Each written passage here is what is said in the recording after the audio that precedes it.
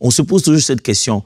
Ah, ma vie de prière, elle est en dents de scie. Je veux maintenir une vie de prière. C'est même possible d'être toujours en train de maintenir une vie de prière. On va essayer de découvrir cela. Qu'est-ce qu'il faut faire? Est-ce possible? Alors, déjà, ce qu'on appelle une vie de prière. C'est quoi une vie de prière? C'est entré dans nos langages, on utilise ça tout le temps, une vie de prière. Une vie de prière. Déjà, quand on appelle ça une vie, vous savez bien que tout le jour, à tout moment, l'être humain n'est pas conscient de la vie. Vous ne pourrez donc pas mener une vie de conscience permanente. Qu'est-ce que j'entends par là? Parce que nous ne vivons pas consciemment à tout moment. Il y a un moment de la journée où nous allons dormir. Nous ne sommes plus conscients de où nous sommes, où se trouve notre corps, mais nous vivons. Parce que si ce sommeil-là se transforme en une chose qui fait qu'on n'a plus le pouls, on ne respire plus, on ne peut plus se réveiller, ça devient un problème. Même quand nous dormons, on sous-entend que l'on vit. Si ça s'appelle une vie, ça voudra dire que vous ne pourrez pas la vivre de façon constante. Elle va être évolutive. La vie évolue, on grandit, on mûrit. Si ça s'appelle une vie de prière, vous ressentirez cela arriver. Très souvent, les gens veulent avoir ce qu'ils appellent une vie de prière parce qu'ils veulent avoir une constance dans la manière dont ils ont découvert la prière hier. Soit ils veulent avoir plus de temps comme ils en ont eu hier, soit ils veulent avoir plus de sensations, garder la même sensation, les mêmes ressentis, le même nombre de temps. Et quand ces choses-là changent, ils commencent à se plaindre en disant « j'ai perdu ma vie de prière ». Une vie de prière est un style de vie, pas une répétition régulière juste de moments, mais c'est un style de vie dans lequel on respecte ses rendez-vous avec Dieu. On respecte ça régulièrement, bien sûr, sans toutefois en devenir religieux. C'est une vie de couple. Si vous vivez une vie de couple, comment vous faites? Ça veut dire que votre mari, votre femme est collée à vous où que vous soyez? Non. Vous vivez cette vie de couple, vous ne partagez pas tout le temps le même espace à n'importe quel moment, mais en réalité, vous avez un engagement intérieur de lui appartenir. J'étais choqué une fois, j'ai testé cette chose plusieurs fois, chaque fois je pense à ma femme, je me dis bon, je vais lui écrire après. La minute qui va suivre, elle va m'écrire, ou elle va m'appeler. Je dis zut alors, j'aurais dû faire ça, j'ai senti ça le premier, j'aurais appelé, j'aurais été le premier. Et chaque fois que j'obéis à cette, je ne peux pas appeler ça comme une sensation, c'est toujours le bon moment où j'appelle ma femme. Je ne sais pas comment vous expliquer, mais quand on vit ensemble, on a comme une connexion finalement entre les deux personnes. Mais c'est une vie de couple. Alors la vie de prière, mes amis, ce n'est pas le fait de maintenir une expérience, un ressenti que tu as eu dans un moment de prière, le maintenir de façon permanente durant toute ta vie. Pourquoi? Parce que, il y a une dimension très émotionnelle dans la chose. Et tu n'es pas dans ce même état émotionnel à tout moment. 2, il y a une réalité d'emploi du temps dans la chose. Et tu n'as pas la même vie à tout moment. 3, il est possible que plus tu gagnes en maturité, plus tu perds en temps inutile à répéter des choses inutilement. Ce que tu croyais être de longues prières, c'était des rédits inutiles. La prière n'a pas besoin de durer dans le temps. La prière a besoin de durer dans le résultat. Je le reformule ça comme ça. Ne cherche pas à faire des prières qui durent, mais cherche à faire des prières qui durent. Voilà, durer n'a plus le même sens. Ne dure pas. Le but, c'est pas d'être long pendant le temps de la prière. Le but, c'est d'être efficace et d'avoir des exaucements qui demeurent. Combien de temps ça a pris à Élie pour faire descendre le feu? Pas une retraite. Pas 15 jours. Quelques phrases. Boum, le feu était là. Et on reconnaît jusqu'aujourd'hui, des années plus tard, l'efficacité de cette prière qui n'a pas duré longtemps. Et comprenez-moi bien, je ne suis pas en train d'aller à l'encontre de l'idée de prendre du temps dans la prière. D'ailleurs, lorsqu'on est proche, on ne compte plus les minutes. Quand on devient ami, on ne se dit pas « Hey mon ami, écoute, on va se parler pendant 4 minutes, après je serai parti. » Non, on ne sait même pas comment on commence cette conversation, c'est parti. C'est après qu'on se rend compte « Ouh, on a passé autant de temps. » Le temps ne sera plus un but au bout d'un moment. Mais ce que j'essaie de dire ici, si ça s'appelle une vie de prière, vous ne devez pas estimer et penser qu'elle ressemblera à la même chose de façon permanente. Que faire alors? Vous voulez avoir une vie de prière, la maintenir? Première des choses qu'on découvre dans la Bible, choisissez un temps favorable. Un temps favorable. Je vais vous lire l'histoire de Pierre. Pierre est en train de prier. Ben bon, lui il prie, il ne sait pas. Mais d'autres personnes sont en train de venir pour le chercher. Regardez ce qui est écrit dans Actes des Apôtres, chapitre 10, versets 9 à 12. Les Actes des Apôtres, chapitre 10, 9 à 12. Le lendemain, comme ils étaient en route, ils approchaient de la ville. Pierre monta sur le toit vers la 6e heure pour prier. Il eut faim. Il voulut manger. Pendant qu'on lui préparait à manger, il tomba en extase. Il vit les ciels ouverts, un objet semblable à une grande nappe attachée par les 4 coins qui descendait et s'abaissait vers la terre, et où se trouvaient tous les quadrupèdes, les reptiles de la terre et les oiseaux du ciel. Ce que j'aimerais que vous puissiez comprendre ici, c'est que Pierre s'en va prier à la 9e heure. C'est le temps favorable pour lui. Il y a une heure et c'est à ce moment-là qu'il va prier. Mes frères et sœurs, si vous voulez maintenir une vie de prière, vous devez créer un véritable rendez-vous. Et ce rendez-vous-là avec Dieu doit être dans ce qu'on appelle un temps favorable, le bon moment pour ça.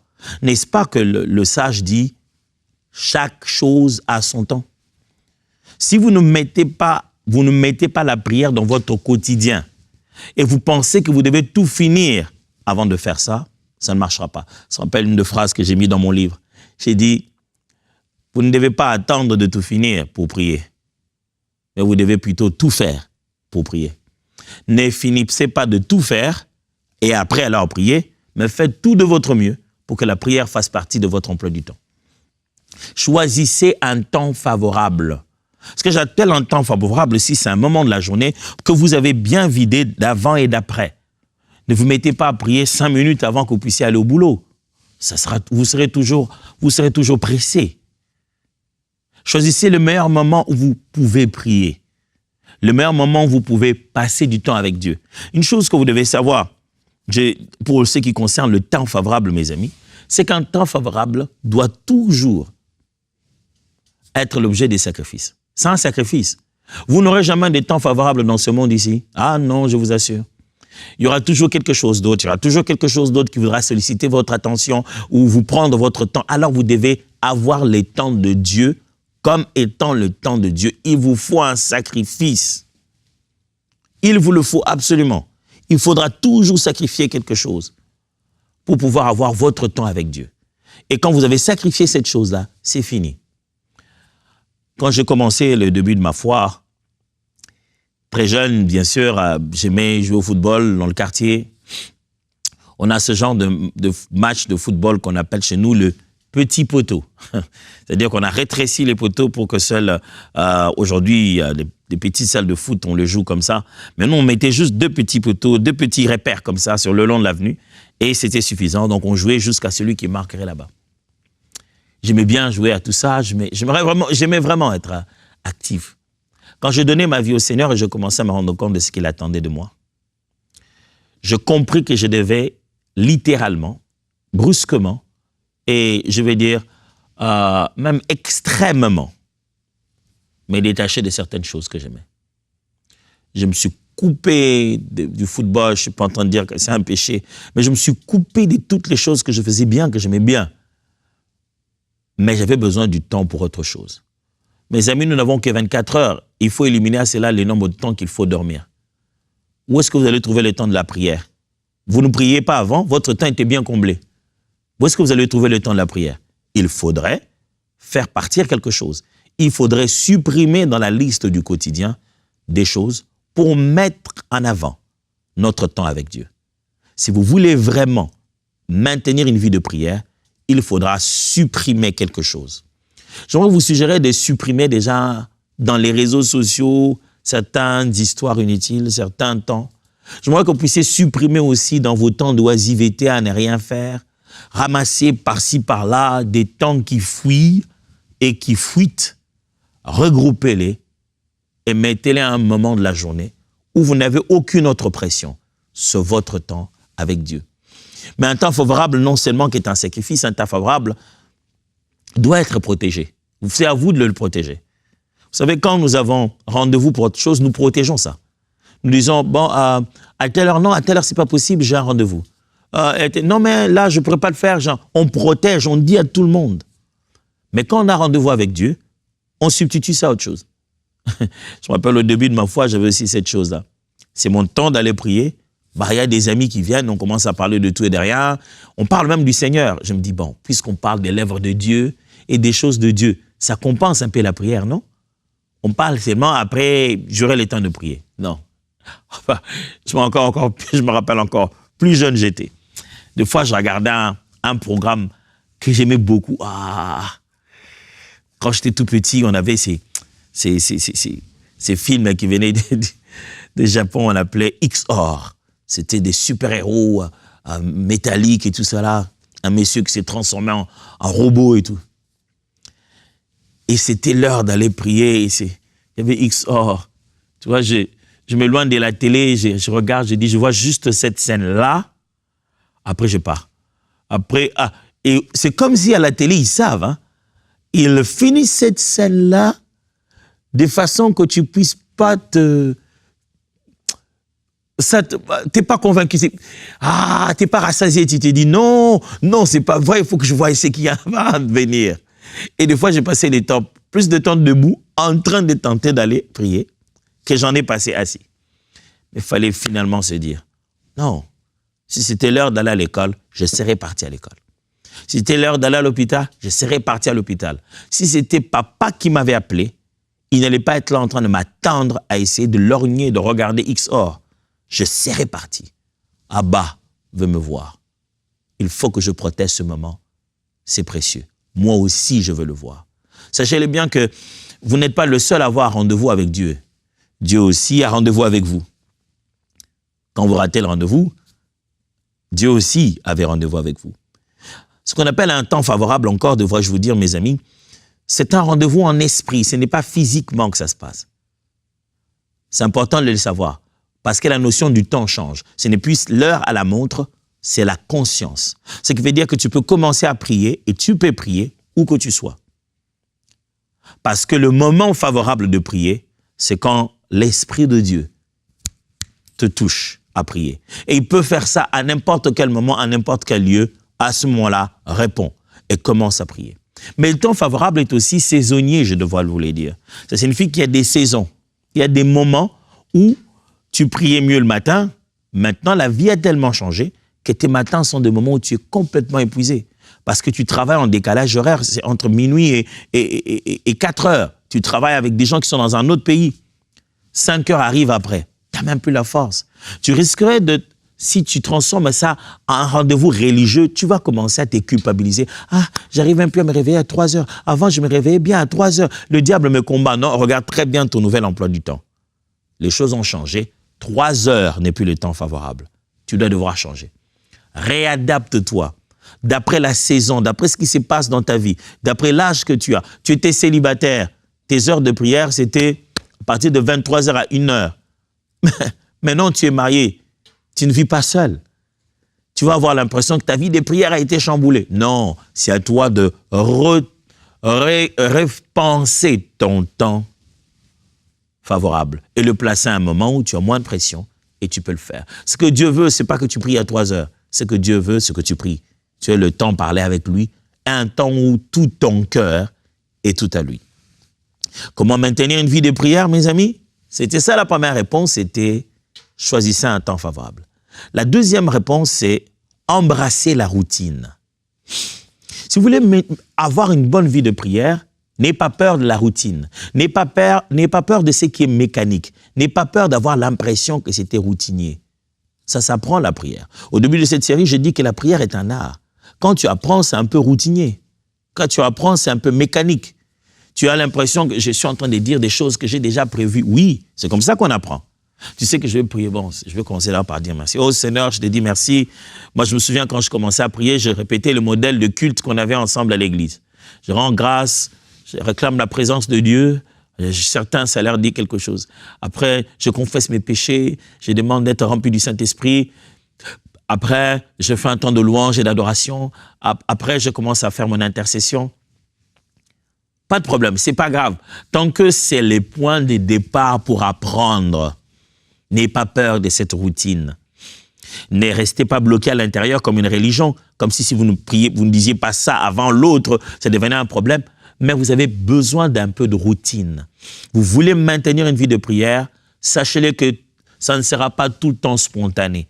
Ça sera mécanique à certains moments. Au début, ça commence toujours comme ça. Tout ce qui devient automatique, la plupart des fois, dans le comportement humain, commence d'abord mécaniquement. Les gens que vous voyez jongler, faire des choses, des prouesses, vous dites « Waouh !» les yeux fermés. Ça a commencé mécaniquement, il a tâtonné, il a essayé. Il en est de même de l'art de prier. Au début, il y a un peu de routine, il y a un peu de mécanique. Mais après, ça devient bon. Alors mes frères, je vous supplie, je vous le demande, ne vous fatiguez pas de la routine. Ne vous fatiguez pas du côté mécanique. Dites pas, ah, quand je vais prier, ce sera quoi? Ce sera toujours la même chose.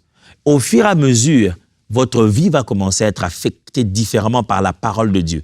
Et les différentes circonstances de la vie, sans le vouloir de foi, vous allez casser vous-même la routine. Je me rappelle la première fois que j'ai cassé ma propre routine, c'est parce que mon esprit était déjà en prière. J'ai passé par une situation, déjà je me disais, Seigneur, mon Dieu, comment je vais faire? J'ai commencé déjà à prier comme ça. Je n'ai même pas commencé par Alléluia. Père, j'aimerais te dire merci, je te rends grâce. Non, j'avais déjà commencé pas à me lamenter. J'exprimais déjà à Dieu mes inquiétudes. Et je n'ai même pas eu besoin de formaliser les débuts de prière. Je priais déjà en train de marcher avec mon sac à dos. En arrivant à la maison, cette conversation a continué. Ah, j'ai commencé à comprendre que la prière, ce n'était pas toute cette religion de s'asseoir et de tout préparer. C'était déjà ce contact de mon esprit, cette conscience à savoir que je parle à mon Père et qu'il m'entend. Et la routine va s'en aller au fur et à mesure. Mais au début, n'ayez pas peur d'embrasser la routine. Vous voulez maintenir une vie de prière, n'ayez pas peur d'avoir l'impression que vous êtes en train de refaire ce que vous avez fait hier et vous avez l'impression que ça n'avance pas encore. Troisièmement, vous voulez maintenir une vie de prière, priez avec les autres. La vie chrétienne n'est pas une vie à vivre seule à 100%. C'est une vie de communauté. C'est une vie d'enfants de Dieu, des adorateurs. Dieu a fait les choses en sorte que lorsque tu veux grandir dans ta prière, tu apprennes à mettre ton bois dans la flamme collective, à être enflammé dans les réunions de prière. Vous voulez bien prier, maintenir votre vie de prière, ne vous détachez pas de vos assemblées, ne vous détachez pas de vos communautés, ne vous détachez pas de vos groupes et de groupes de gens qui prient. N'ayez pas que des amis avec qui vous êtes en train de parler de l'église. Ah, ça va, je voulais quand même qu'on parle un peu de l'église. Comment, ces derniers temps, le frère un tel, oh non, ça c'est pas là-bas. Ça c'est pas des bonnes personnes à fréquenter. Et des amis qui, après avoir parlé, après avoir tout dit, priez. Vous savez, cette illusion, on se trompe de fois les chrétiens de parler, on se met à parler, on passe 2 heures à parler entre nous. Vraiment, tel frère, oui, prions beaucoup pour lui, hein, tel autre. C'est de la médisance. Mettez le nom que vous voulez, ajoutez-y le mot prier pour eux. Mais en réalité, vous êtes juste en train de parler en mal d'eux et vous n'êtes pas en train de prier. Aucun de vous, en quittant cette réunion, ne part avec un fardeau en se disant « je le porte dans la prière ». Autant mieux s'arrêter au bout d'un moment et dire « prions ». Si vous voulez maintenir votre vie de prière, vous devez pendant la semaine, à un moment donné de votre journée, avoir le temps de prier avec les autres. Pourquoi? Parce que des fois, ce que les autres disent étisent notre esprit, sont une bonne réponse spirituelle. Et surtout quand quelqu'un est nouveau dans la foi, ou même quand c'est à peine qu'il veut commencer dans ces choses, le fait d'entendre les autres prier, ça stimule votre foi, ça vous pousse aussi à la prière. Moi, je sais combien de fois j'ai grandi dans ma vie de prière parce que j'ai emprunté des vocabulaires. Je suis rentré chez moi à la maison, je continue à prier, à parler à Dieu en utilisant un nom, un mot que quelqu'un pendant la prière collective avait utilisé. Je ne parle pas seulement de venir en masse dans une assemblée de 200, 2000 personnes. Je parle aussi d'être dans des petits groupes de 10, de 15, dans la cellule de maison, dans un groupe WhatsApp d'amis, mais passer un temps de prière où vous pouvez entendre aussi quelqu'un d'autre parler, vous pouvez comprendre ce qu'il dit et dire amen à sa prière. Regardez ce que 1 Corinthiens 14 dit. 1 Corinthiens 14, 16 à 17. Paul dit, « Autrement, si tu rends grâce par l'Esprit, comment celui qui est dans les rangs de l'homme, du peuple, répondra-t-il amen à ton action de grâce, puisqu'il ne sait pas ce que tu dis. Tu rends, il est vrai, d'excellentes actions de grâce, mais l'autre n'est pas édifié. » Vous voyez, dans les moments de prière, il y a aussi l'édification des autres. Paul voudrait qu'on prenne conscience que quand on prie, tu rends à Dieu des actions de grâce, mais même ta façon de rendre action de grâce à Dieu devrait produire édification chez les frères. Quand nous prions ensemble, mes amis, c'est un moment qui édifie nous tous. Vous voulez maintenir une vie de prière, la solitude n'est pas la solution la plus efficace. Il faudra rester avec les autres. Il faudrait prier avec les autres, rencontrer les autres, chercher la face de Dieu avec les autres, faire des temps de retraite et de prière avec les autres. On a dit qu'il y aura retraite, allez-y. Ah, pasteur, mais je n'aurai même pas beaucoup de temps, je serai tout le temps en train de partir au boulot, je ne reviendrai que pour 4-5 heures. Alors fais-le. Va au boulot, reviens pour 4-5 heures. Parce que je t'assure, ces quelques 2-4-5 heures que tu passes avec les autres peuvent enflammer toute ta vie chrétienne comme jamais. Prier avec les autres te permet de maintenir une vie de prière. Le prochain point, le dernier, pour aujourd'hui justement, que faire pour maintenir une vie de prière? Voilà une autre chose que je vous suggère. Je sais que ce sujet peut être abordé de plusieurs manières. Mon défi, chaque fois que je dois présenter le texte ici et présenter un sujet dans cette émission, je suis conscient que le sujet que l'on touche aujourd'hui, on pourrait le toucher encore demain ou les jours à venir. Ce n'est pas une seule fois. Alors j'aime autant l'aborder d'une manière qui nous permette de grandir sur ce sujet pour que la prochaine fois quand on le touche, on est encore plus loin. Et entre-temps, qu'on ait pour maintenant les éléments qui nous permettent déjà de pratiquer cela. Que faire pour maintenir une vie de prière? Jouissez des cantiques. Jouissez des cantiques, des hymnes et des psaumes. Dieu nous a donné ça avec but. Éphésiens chapitre 5, versets 18 à 21. Éphésiens 5, 18 à 21. Ne vous enivrez pas de vin, c'est de la débauche. Soyez au contraire remplis de l'esprit. Entretenez-vous par des psaumes, par des hymnes et par des cantiques spirituels, chantant et célébrant de tout votre cœur les louanges du Seigneur. Rendez continuellement grâce pour toutes choses à Dieu le Père, au nom de notre Seigneur Jésus-Christ, vous soumettant les uns aux autres dans la crainte de Christ. Ne vous enivrez pas de vin, c'est de la débauche. Au contraire, soyez remplis de l'esprit, entretenez-vous par des psaumes. Mes frères, si vous voulez maintenir une vie de prière, les cantiques, les chants, la musique, le cantique qui glorifie Dieu. J'ai fait j'ai fait une de mes thèses en théologie basée essentiellement sur le rôle de cantiques, des hymnes ainsi que de psaumes dans l'église locale aujourd'hui. Et je vous assure que en vous penchant sur ces sujets, vous découvrirez beaucoup de bonnes choses. Ce qui signifie qu'aujourd'hui, s'il y a un domaine que le diable veut vraiment détruire pour en fait enlever cette manifestation de la présence de Dieu dans l'église, pousser ce trône pour que Dieu ne se sente pas chez lui dans l'assemblée, s'il y a l'un des domaines qui est fortement attaqué, c'est le domaine de la louange, le domaine de la musique, des chantres et de l'industrie, entre guillemets, musicale. Aujourd'hui, on a tout et rien.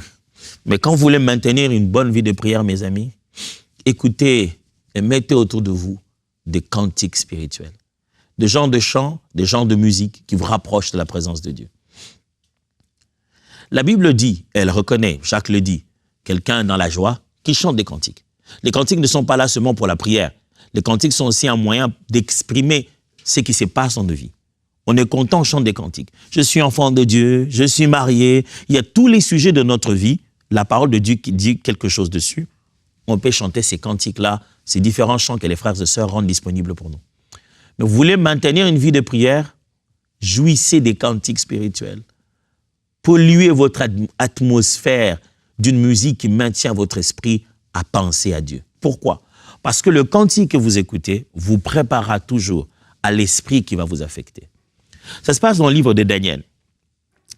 Et ces gens ont piégé Daniel. Ils veulent que Daniel soit exposé à la mort parce qu'il ne pourra pas s'agenouiller devant la statuette du roi. Pour ça, ils ont poussé le roi à faire une statuette. Ils ont tout poussé, fait une statuette et tout. Ils ont tout dit au roi. Le roi en a fait. Or, leur intention finale, c'est d'exposer Daniel et de les détruire. Mais écoutez très bien ce qu'ils disent. Lorsqu'on jouera de ces instruments, il faut une liste d'instruments. Lorsque vous entendrez cette musique, prosternez-vous. Il y a la statuette. La voir seulement ne suffit pas. Il faudrait qu'il y ait une musique qui accompagne le moment qui précède votre temps de vous prosterner. Mes amis, très souvent, une musique te prépare à te prosterner. Alors, devant qui? Ou devant quoi? Alors, il est important que si tu veux garder ton esprit prosterné, ton cœur prosterné devant le Seigneur Jésus, que dans ton atmosphère musicale, dans ton quotidien, que tu jouisses des cantiques spirituels, que tu prennes le temps d'écouter, de chanter. Laisse la musique du ciel, laisse la musique qui va dans le cœur de Dieu être dans ton environnement spirituel.